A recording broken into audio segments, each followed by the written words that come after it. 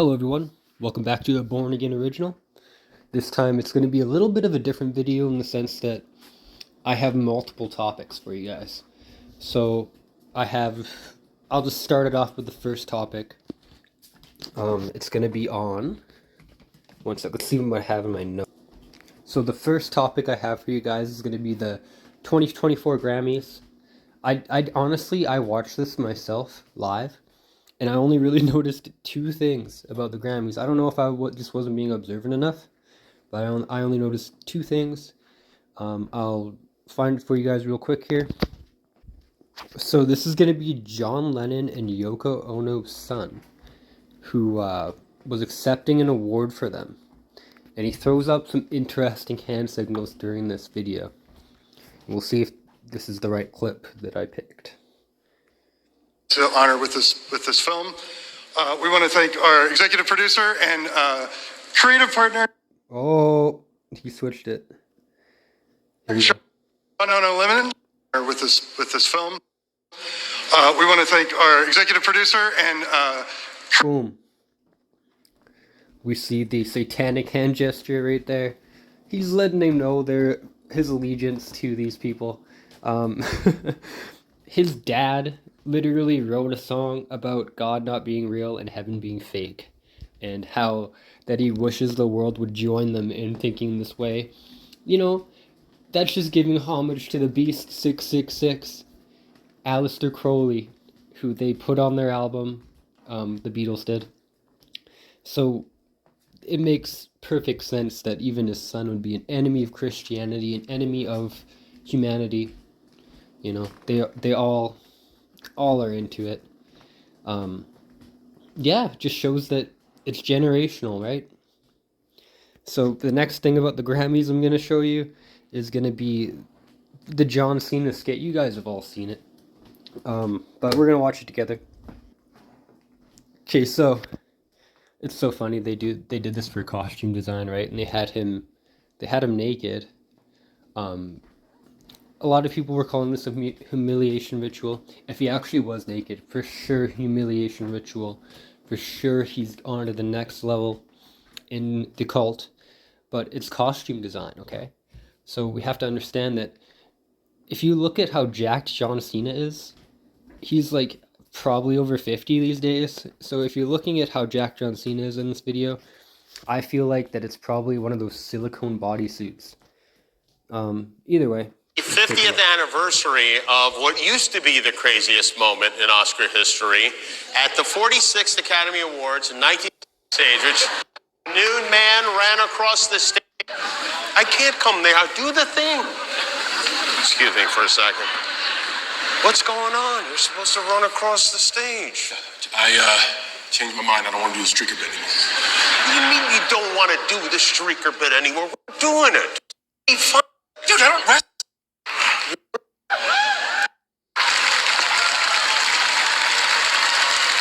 Now, do you think that's a costume or just really good supplements and steroids for a practically an old man? When you're really getting into it, like his testosterone's not going to be at the level where he can keep his body up to par like this naturally. So there we go. That's pretty much the end of the... Well, you know what? The Oscars, they do have some... You know those statues they give out, the little golden statues? That actually goes back into ancient Egypt. That's kind of where I wanted to leave off the Grammys. Or the Oscars, actually, my bad. I've probably been calling it the Grammys and the Oscars interchangeably.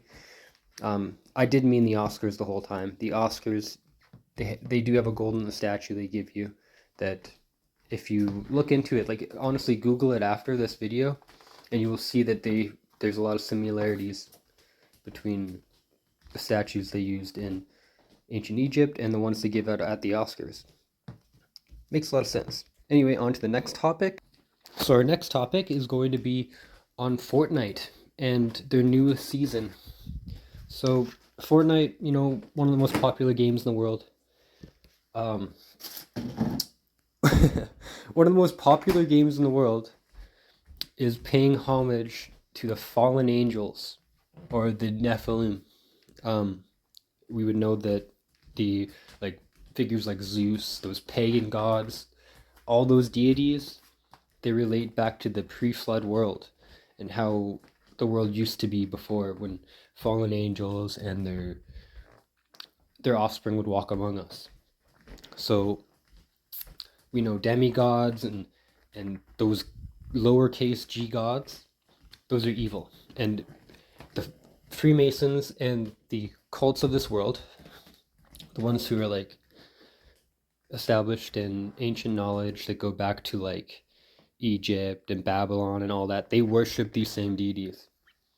Like, the only thing that really messed it all up from being one world religion was when God changed all the languages of Babel. So I want to suggest a good book for you guys is The Genesis 6 Conspiracy by Gary Wayne. He gives a lot of this information. He's where I learned most of my information about like topics of fallen angels and demonic entities and all that. So anyway, we'll get into the trailer of this.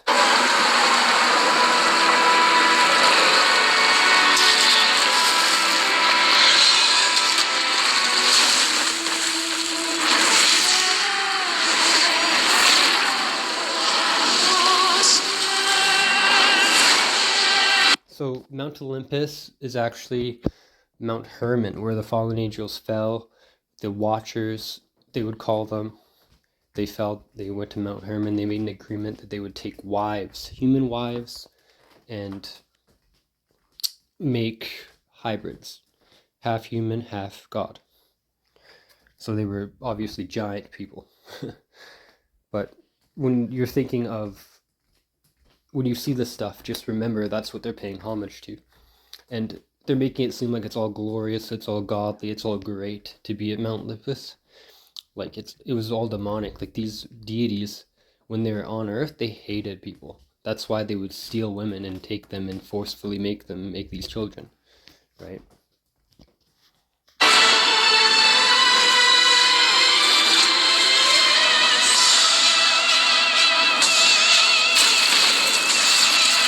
And Zeus, his main symbol's a lightning bolt, right? And he's the king of the gods. You know who else fell like lightning to Earth? Satan. So it just gives more similarities between the two. I think that Zeus would be a direct, like, he would be like the equivalent to Satan in our eyes. You know what I mean? Like, he would be like the leader of all of the demonic entities and the fallen angels. It makes a lot of sense after you're looking into it, and it makes perfect sense to boost the popularity of the game, to boost the popularity of the game. The Freemasons would be giving honor to their gods. Like, they have the goddess Athena, and I believe in this. They have Hades in this. Makes a lot of sense.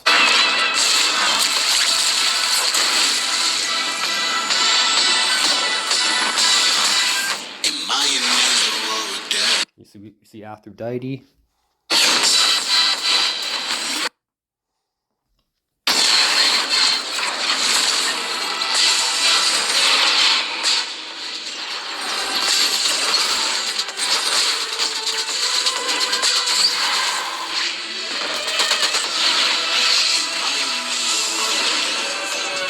Cerberus, Medusa. Anyway, I just wanted to get that out there, that we will see more and more of them being normalized in these games, because I believe in the end times we're going to actually see people claim to be these beings, or claim to be like the second coming of these beings, or to claim to be the offspring of these beings through bloodlines. Like, we're going to see a lot of that in the end times. So next, we're going to go to the next topic. Alrighty. So the next one is going to be Legend of Zelda, Tears of the Kingdom. I'm a huge Zelda fan, or was a huge Zelda fan. Like, I can't really say it anymore. As a kid, I grew up playing this stuff. You know, Ocarina of Time was the best game when I was a little kid. So Tears of the Kingdom. I don't play through these games usually. I just watch like the storylines. And okay, I was watching the storylines and the cutscenes of this. So in the first game, um they're reconnecting with their past 1,000 year like history, right? Like there's a cataclysm. Everybody forgot what happened in Breath of the Wild. Like Link woke up after 1,000 years after a cataclysm from basically using a bed that healed him because he was fatally wounded. Anyway, they go when they found a bunch of ancient technology, which was established by a race that came long ago. The race of the Zonai, a past like god race, came and they gave them technology, like ancient technology, then they were banished. Okay? Now that sounds a lot like the fallen angels, doesn't it? The fallen angels came down, they gave people technology, they gave people hidden knowledge, and then they were banished from this realm to, like, I think the Bible says Tartarus, some of them. Like the worst of them, are in Tartarus. So we're here, we're looking at this. The main person in this game, like the main good guy, is Rauru, and he's a Sage of Light. And you guys gotta wait to see what this Sage of Light looks like. And Zelda, who usually represents wisdom in this game, is turned into a dragon. Okay, she's turned into a dragon. She sacrifices herself and turns to a dragon. A similarity to Satan, who gives wisdom to humanity, and is also described as a dragon. So Breath of the Wild, floating islands. So the Zonai came from above. The fallen angels fell to earth because they were kicked out of heaven. Zonai devices, blah blah blah. I pretty much explained it. The plot is what we're after. Falls below. Rauru, a Zonai. And now they learn that Zelda is actually a descendant of a half Zonai, half human being. Okay? And that's why their ears are the way they are. And so that is linking the royals of the earth to being connected to fallen angels. That is practically what they're saying. Like if you have a royal bloodline, there's a reason for it. Their bloodlines are not earthly. So anyway, we're going to keep going. Tunes back, set backwards in time.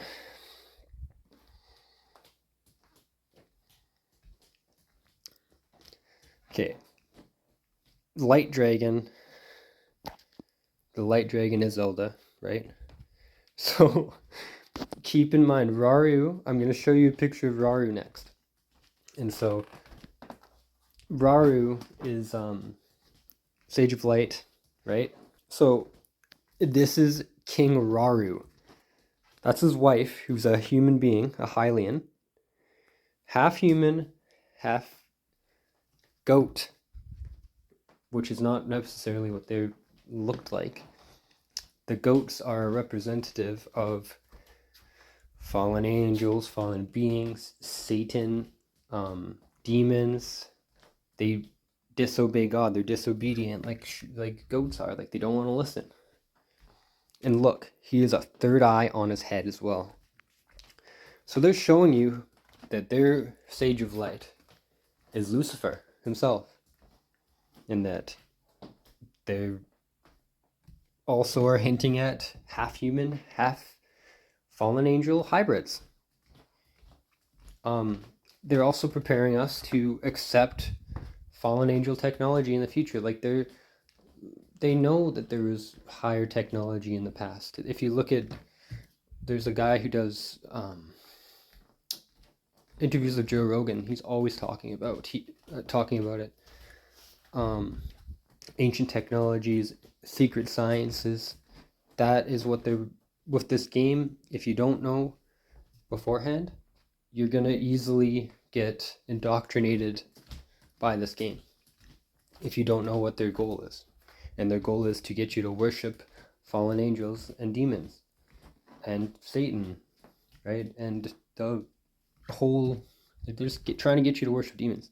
Anyway, we're going to go on to the next topic here. All right, so this is going to be Yeat's sigil here. He is obviously a devil worshiper. I'm going to show you this clip here. I don't even know what this guy's channel is. You won't believe me, official. Thanks for making this video. All right, here we go. Pop artist in the world, and he's very open about his relationship with the devil. In one of his songs, he says, "I'm linked with the devil, told him I just need his signature, need an autograph.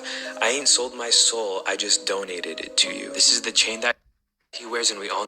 I didn't sell my soul, I just donated it.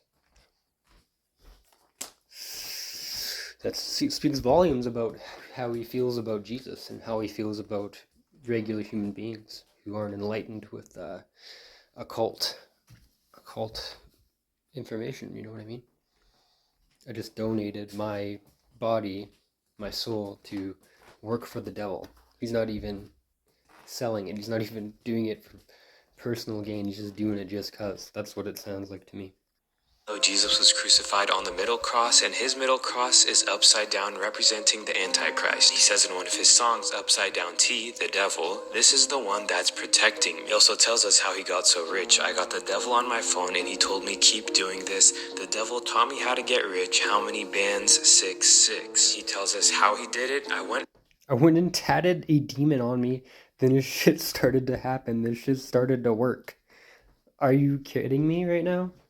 So if you know anything about Thelema, anything about demonic occult works, they have sigils they summon these demons through. He tatted a demon on himself. He did. He literally said he tatted a demon on himself. I couldn't even say he tatted a demonic sigil. He tatted a demon on himself to give the demon right into his life and to give him all sorts of successes, right? Which kind of... Well, I'll show you the sigil, but it kind of goes into our next topic. There it is, the sigil. Crazy. So yeah, he's attached to this being is helping him do his thing. Can't get more blatant than that. There's probably many other occultic symbols on him, like that sun there, I'm not sure. Alrighty. If that's Yeat, man, that guy's like crazy. Oh, that is him. Got another sigil, looks like, on him. Crazy. Alright. We'll see what...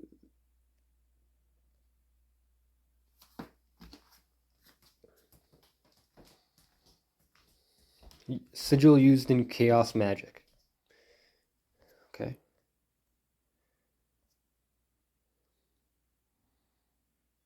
Whatever. Look, your sigils in a box. Intention is everything. Yep. So it just shows that's exactly what he's doing. So we're gonna move on to another guy who that started this channel. Really, Xxxentacion. When his mom showed his books, there was one that stuck out to me, and I'll show you guys. So, Xxxentacion, many occultic books. Wow, we talked about this in the video I did about this interview itself. So we're gonna look at his books here. Minds and music history was influenced by numerology and astrology himself and the occult, correct? Correct. Go ahead. These are some of his... So, if you're looking, we see Fingerprints of the Gods by Graham Hancock. That is the guy who I was talking about, like in the last clip about the Zelda, like creatures giving back like ancient technology. That is the same guy who went on Joe Rogan and was talking about this exact thing, that there's ancient hidden technology. So he was interested in that. He was interested in the occult. The Book of Mastery. Now the one that I was very interested in, that you guys can probably barely see. Well, maybe it'll show books, just so you have an idea of where his... This book here. So that is going to be a book that involves Saint Germain, which is a high priest in alchemy. There's people that say he is immortal, right? Like that is an immortal person. When you're dealing with the occult, they channel these spirits called the White Brotherhood, and I believe that Saint Germain would be the leader of that. They're called Ascended Masters. It's all New Age, like disgusting stuff, right? But the thing is with alchemy, is it's just the white side of it's just a white side of magic, right? So we know that Xxxtentacion, he made a deal with a demon using magic. He made a deal with, I don't know, with Bruno Dickums, Hiket, some type of demon. He was using alchemy near the end to try to possibly break that deal, I think. I think he knew his time was coming and he was using alchemy, like using his own practices to try and break the deal with the demonic entity that took him out.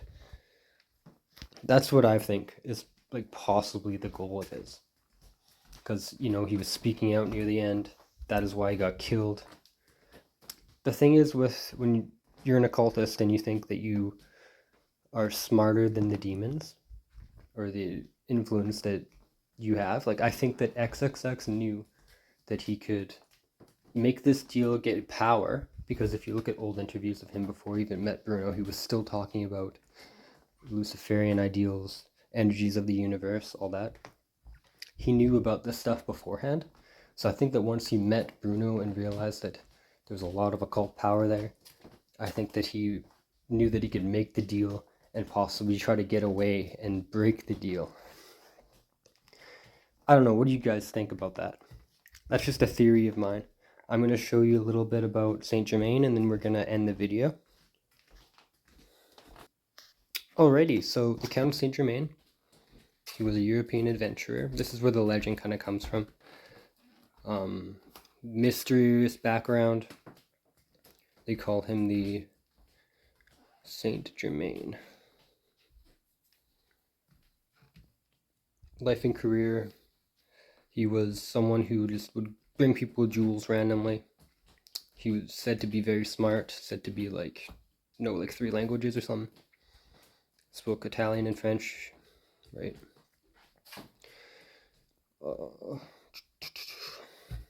So people could see how he could possibly be an ascended master. He died.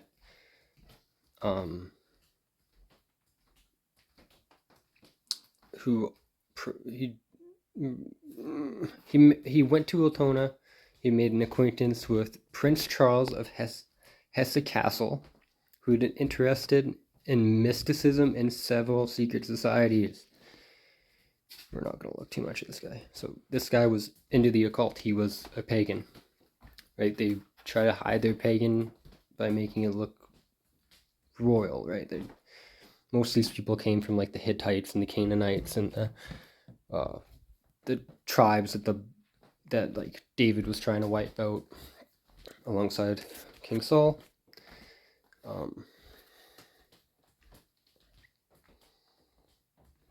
So here we go. Go back. This is the Theosophy one, the one that I was looking at, the Count of Saint Germain. They say he is 500 years old. Call him the greatest philosophers that ever lived.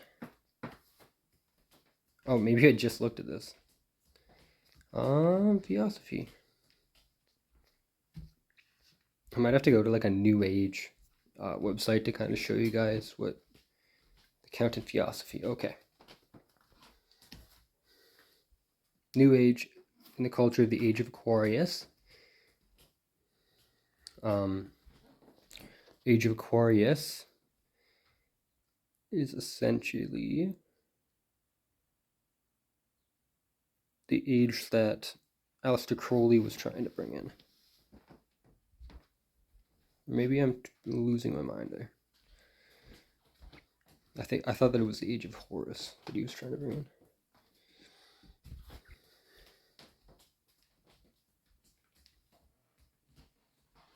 Oh, so it'd just be this age, Aquarius.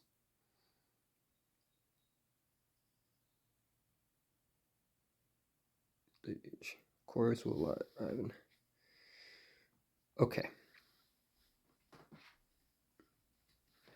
So they're talking about the return of Christ in the ethereal world and not in the physical body, because people must develop their faculties till we can really reach the ethereal world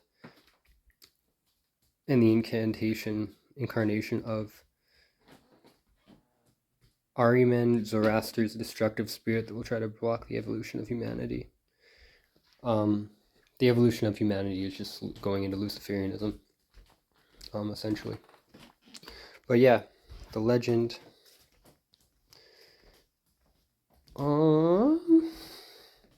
Yeah, I'm gonna have to go to a New Age website. Okay, so Saint Germain is a prophet. They say he predicted some stuff that he wasn't alive for.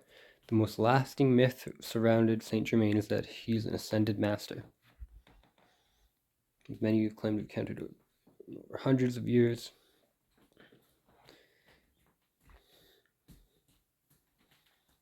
Ascended wisdom.